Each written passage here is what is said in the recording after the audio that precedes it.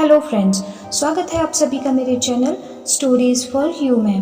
Friends, कहानी का पूरा आनंद उठाने के लिए कहानी को लास्ट तक देखें और एंजॉय करें। अगर आपने अभी तक मेरे चैनल को सब्सक्राइब नहीं किया है तो प्लीज़ मेरे चैनल को सब्सक्राइब करें और बेल आइकन को प्रेस करें।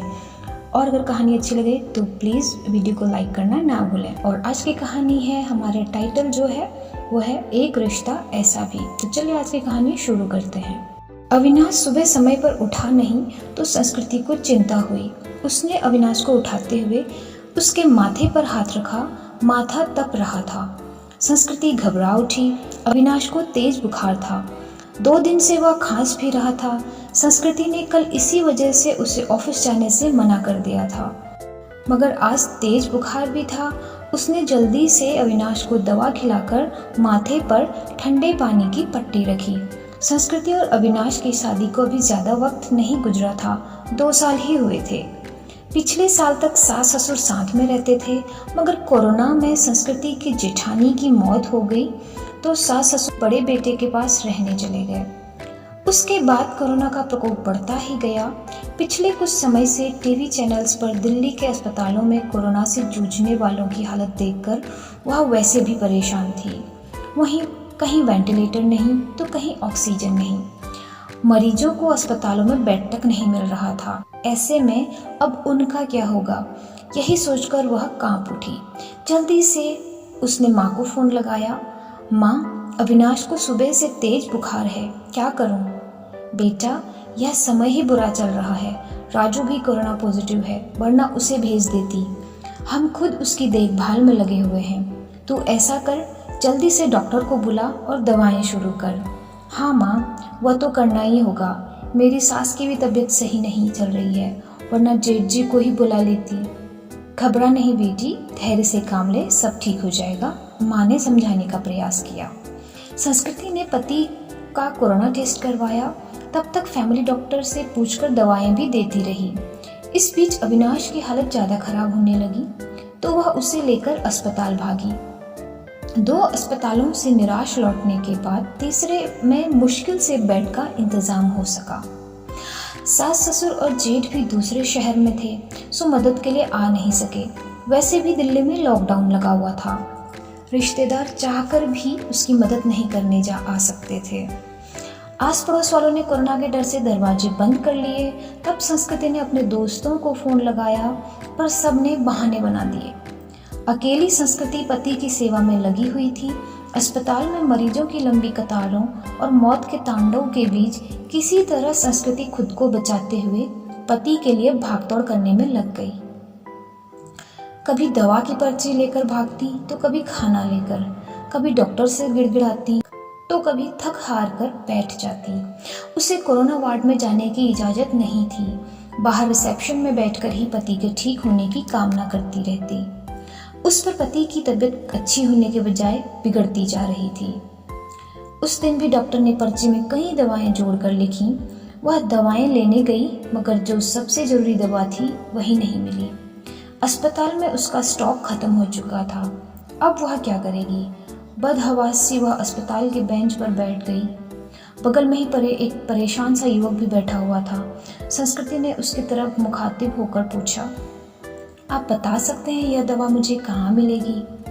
मैं खुद यह दवा ढूंढ रहा हूँ, आसपास तो नहीं मिली। मेरे दोस्त ने बताया है कि नोएडा में उसकी शॉप है, उसने कुछ दवाएं स्टॉक करके रखी हुई हैं, सो वो मुझे देगा।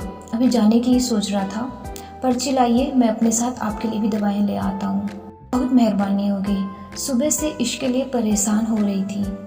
पसीना पोंछते हुए संस्कृति ने कृतज्ञ स्वर में कहा, मेहरबानी की कोई बात नहीं, इंसान ही इंसान के काम आता है।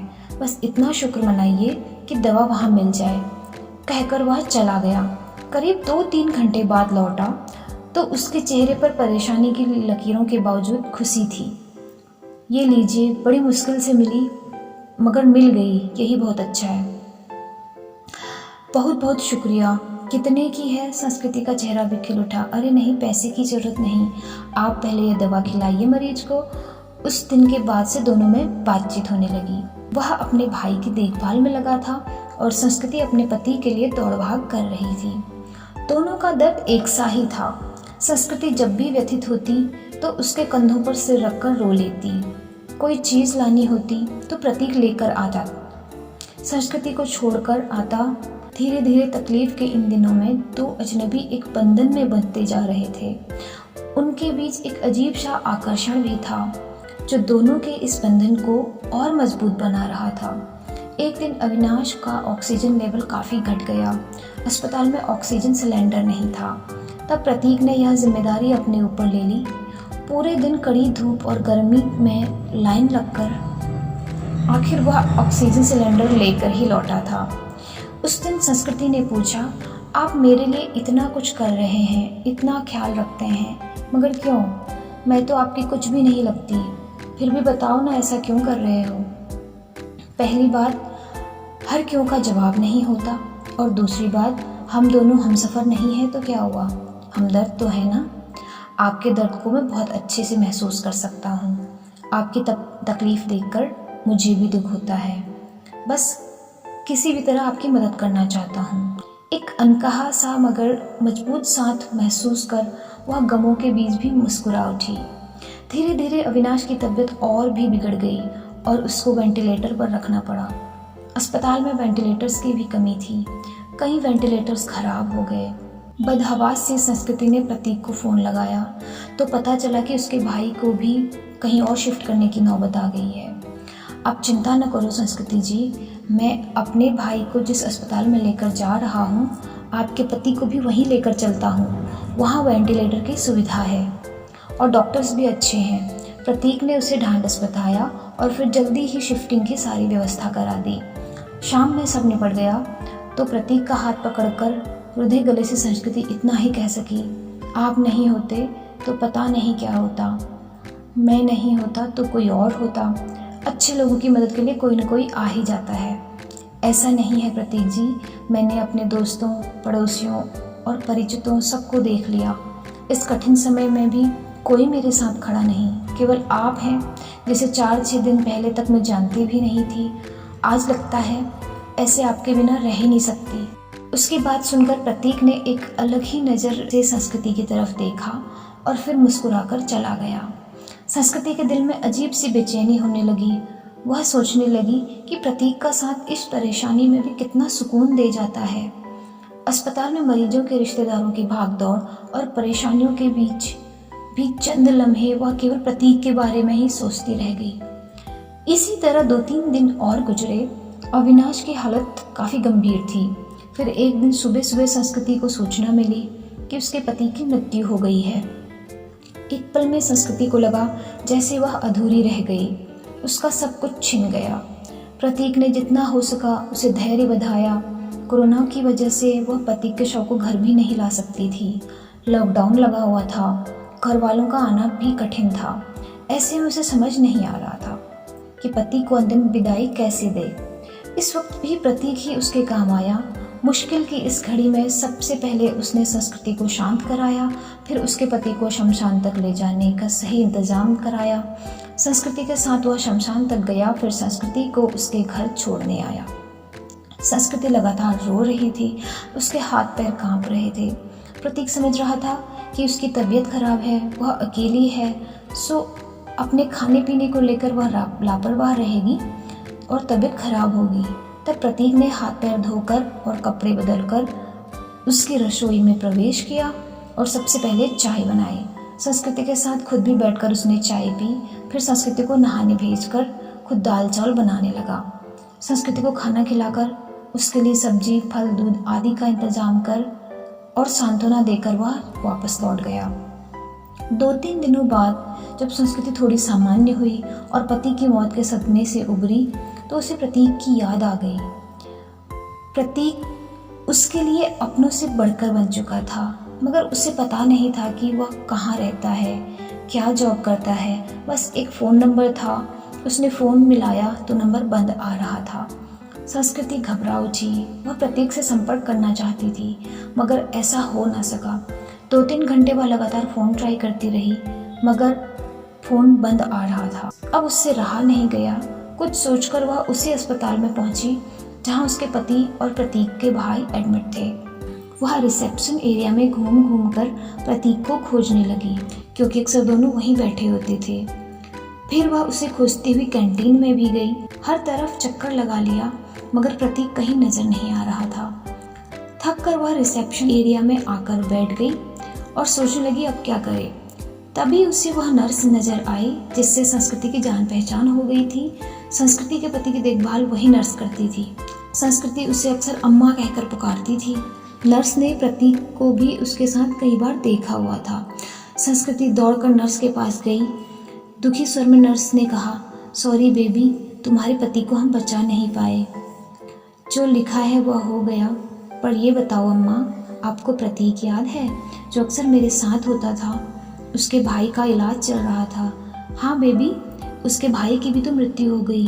वह खुद भी एडमिट है, उसे भी कोरोना है। और जानती हो बेबी, वह तेरे पति वाले बेड पर ही है, बेड नंबर 125। सच अम्मा, आप उसे पहचानती हो ना? हाँ बेबी, पहचानती हूँ। तेरी बहुत हेल्प करता था, पर अब उसकी हेल्प करने वाला कोई नहीं, अकेला है वो। मैं हूँ ना अम्मा। अब उसके लिए किसी भी चीज़ की ज़रूरत पड़े तो मुझे बताना, मैं उसके अटेंडेंट के रूप में अपना नाम लिखवा देती हूँ। ठीक है बेबी, मैं बताती हूँ तुझे। इसके बाद संस्कृति पूरे मन से प्रतीक की सेवा में लग गई। उसके लिए घर का खाना, फल, दवाएं वगैरह लेकर आना, उसकी हर जिम्मेदारी अपने ऊपर लेना, डॉक्टरों से उसकी तबीयत की हर वक्त जानकारी लेते रहना। जैसे काम वह पूरे उत्साह से कर रही थी। इस बीच प्रतीक की हालत बिगड़ी और उसे आईसीयू ले जाने की जरूरत पड़ गई।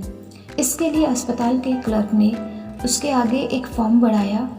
उसमें मरीज के साथ क्या संबंध है यह लिखकर हस्ताक्षर करना था। संस्कृति कुछ पलों के लिए सोचती रही कि वह क्या लिखे। फिर उसने उस खाली जगह पर पत्नी लिखकर साइन कर दिया।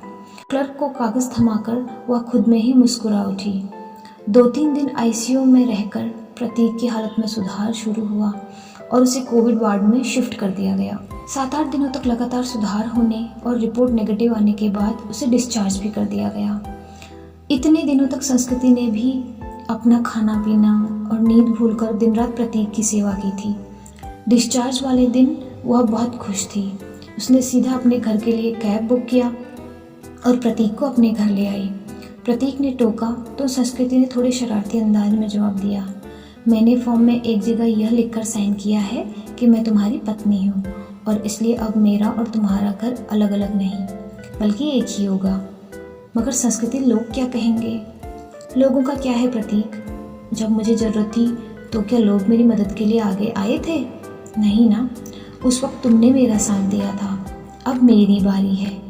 इसमें गलत क्या है? तुम थोड़ी ठीक हो जाओ और फिर सोचेंगे कि क्या करना है।